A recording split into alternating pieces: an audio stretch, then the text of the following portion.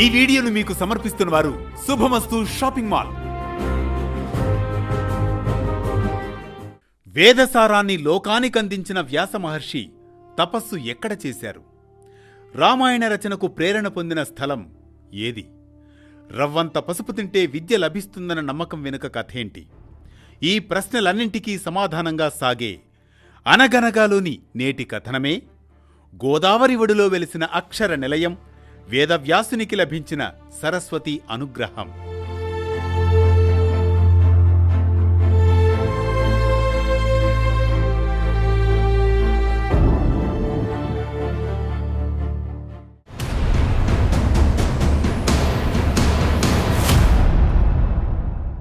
అనగనగా అది కురుక్షేత్ర యుద్ధం ముగిసిన తరుణం.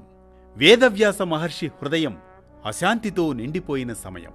ధర్మం గెలిచిన మానవ హృదయాల్లో ఎందుకో లోటు అని ఆలోచిస్తూ తన కుమారుడు శుకునితో కలిసి దండకారణ్య దిశగా పయనమయ్యాడు.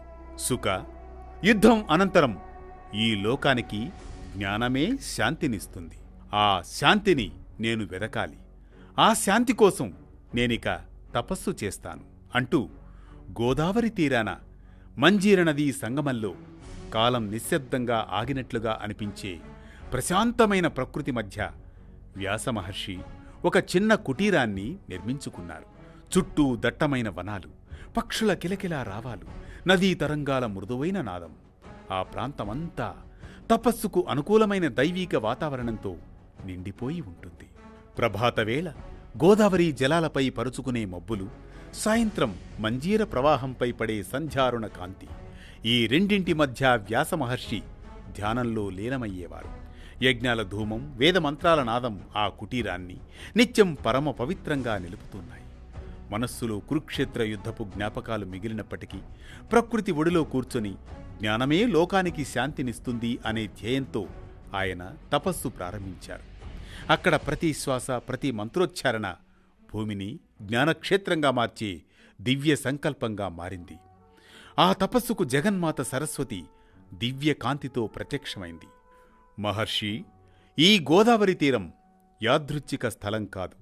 వేదాల నాదం ప్రతిధ్వనించే పవిత్ర భూమి ఇది. నీ తపస్సు జ్వాలలతో ఈ నేల ఇప్పటికే పావనమైంది. ఇక్కడ జ్ఞానమనే విత్తనం వేస్తే యుగ యుగాల పాటు ఫలిస్తుంది. ఈ భూమి జ్ఞానానికి కేంద్రమవుతుంది. అక్షరాలు ఇక్కడ అమృతధారలుగా ప్రవహిస్తాయి. విద్యార్థుల తొలి అక్షరాలు ఇక్కడే ఆరంభమవుతాయి. మాతృమూర్తులు తమ పిల్లల చేతుల్లో అక్షరాభ్యాసం మొదలు పెడతారు. ఈ క్షేత్రం ఒక విద్యావనంగా వికసించాలి.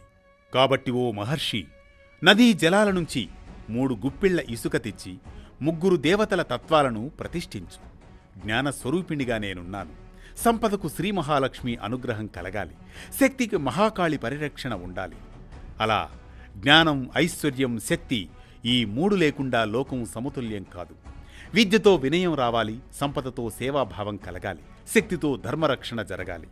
నీ చేతులతో ప్రతిష్ఠించే ఆ విగ్రహాలు ఇసుకతోనైనా సంకల్పంతో శాశ్వతమవుతాయి. కాలం గడిచినా, రాజులు మారినా ఈ స్థలం అక్షరాల ఆలయంగా నిలుస్తుంది.